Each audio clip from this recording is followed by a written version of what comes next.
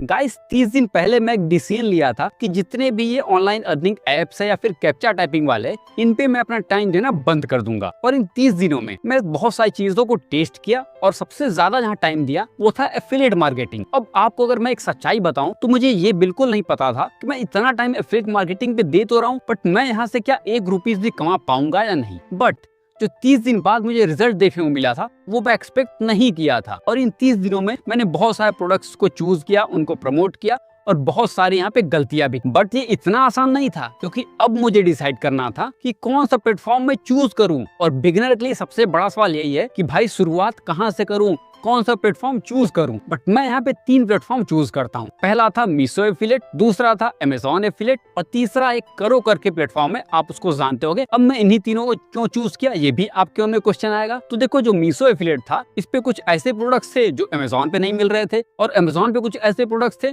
जो मीशो पे नहीं थे। और तीसरा जो करो वाला था उस पे मल्टीपल एफिलिएट मार्केटिंग के प्लेटफॉर्म थे। और एक यहाँ पे बड़ा रीजन था कि जो मीशो एफिलिएट था वो मुझे थोड़ा बिगिनर फ्रेंडली लग रहा था और जो अमेजॉन एफिलिएट था वो थोड़ा एडवांस लग रहा था। अब मैं अगले 30 दिनों तक अलग अलग प्रोडक्ट्स और अलग अलग कैटेगरीज को टेस्ट करने वाला था। बट मेरा ये एम बिल्कुल नहीं था कि मुझे यहाँ से केवल कमीशन अर्न करना है। मुझे ये भी देखना था कि बिगिनर के लिए कौन सा प्लेटफॉर्म इजी है और प्रैक्टिकल। और मैं पहले एक गलती किया था, वो मुझे बिल्कुल रिपीट नहीं करना था। यानी कि पहले मैं रैंडम प्रोडक्ट्स का लिंक उठाकर शेयर किया था, बट मुझे वहां से 0 रिजल्ट मिला था। बट अब एक सबसे बड़ा सवाल मेरे सामने था कि अगर कोई रैंडम प्रोडक्ट उठा के प्रमोट नहीं करना है तो फिर मैं चूज किसको करूँ, क्योंकि मीशो हो या अमेजॉन एफिलिएट हो या कोई भी एफिलिएट मार्केटिंग का प्लेटफॉर्म हो, वहाँ पे हजारों चीजें पड़ी हुई। अब मैं कौन से प्रोडक्ट्स को चूज करूं, ये कैसे मैं डिसाइड करूंगा। काफी देर सोचने के बाद मुझे एक चीज क्लियर हो गया कि मुझे वो चीजें शेयर नहीं करनी है जो मुझे पसंद हो, मुझे वो चीजें शेयर करनी है जिसमें ऑडियंस इंटरेस्टेड हो या फिर ऑडियंस को पसंद आए। बट पता कैसे चलेगा कि लोगों को क्या चाहिए, इसके बारे में फिर से सोचने लगा। और सोचने के बाद मैं यहाँ पे यूज किया ChatGPT का और सोशल मीडिया का, यानी कि इंस्टाग्राम, यूट्यूब और पिंटरेस्ट। अब आप बोलोगे इनसे पता कैसे चला, तो मैं अपने कॉम्पिटिटर को एनालाइज करने लगा। क्योंकि अगर आप मेरा चैनल देखोगे तो मेरी सारी वीडियो पे अच्छे व्यूज नहीं है, मेरे सारे वीडियो पे अच्छे एंगेजमेंट नहीं है।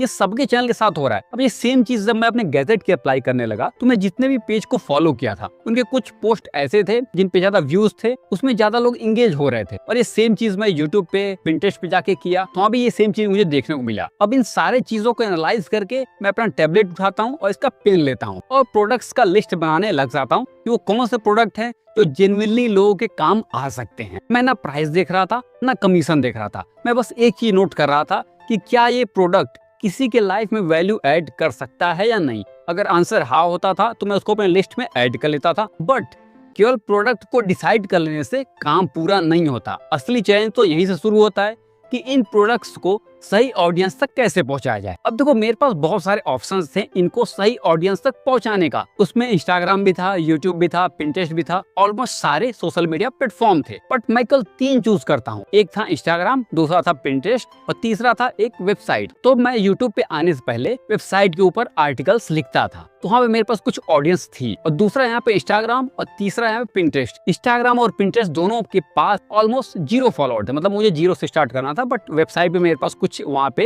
यूजर थे, तो मैं वहां से थोड़े ऑडियंस को लाता हूँ इंस्टाग्राम और पिंटरेस्ट पे। बट इतना काम आसान नहीं कि आपके ऑडियंस ला दिए काम बन गया।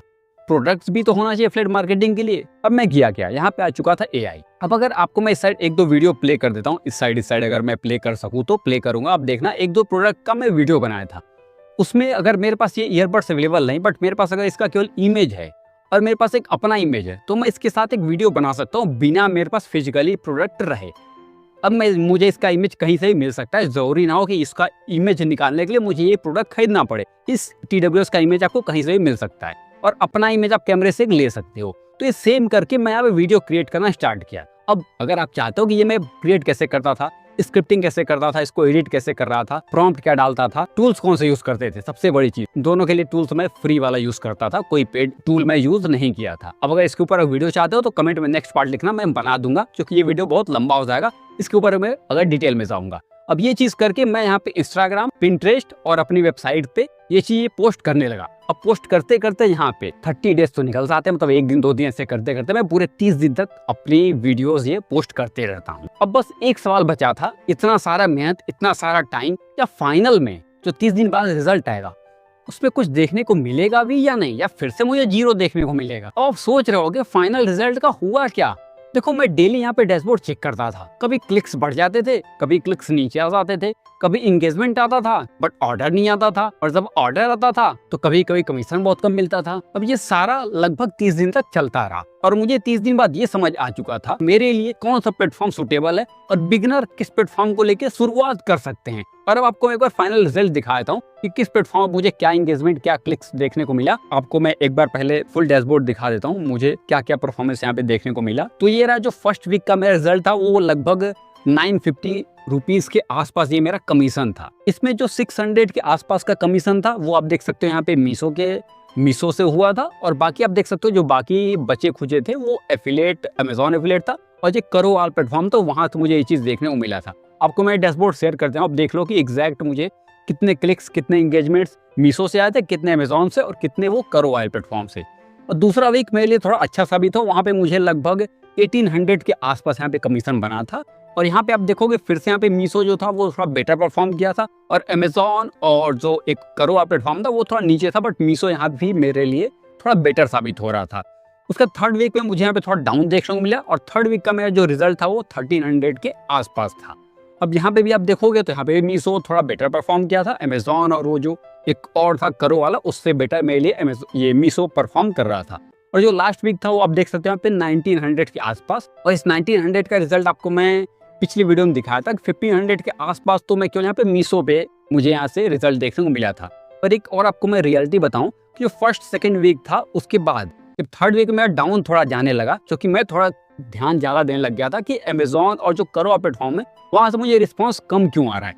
उसके ऊपर मैं जब टाइम देना स्टार्ट हुआ तो थर्ड वीक में मेरा थोड़ा डाउन आने लगा। फिर मैं समझ गया कि अगर मुझे रिस्पॉन्स यहाँ पे मीशो से अच्छा मिल रहा है तो मीशो के ऊपर ही मैं ज्यादा टाइम देता हूँ। जब मीशो के ऊपर मैं ज्यादा टाइम दिया तो लास्ट वीक में आप देख सकते हो 1500 के आसपास मुझे यहाँ पे मीशो से कमीशन देखने को मिला था, और टोटल करोगे तो लगभग एक मंथ में मुझे यहाँ पे 6000 के आसपास हुआ था। अभी जो 30 दिनों का रिजल्ट था इसको देख के मैं ये बिल्कुल नहीं बोलूंगा कि मेरी लाइफ बदल गई या फिर मेरा किस्मत बदल गया, नहीं।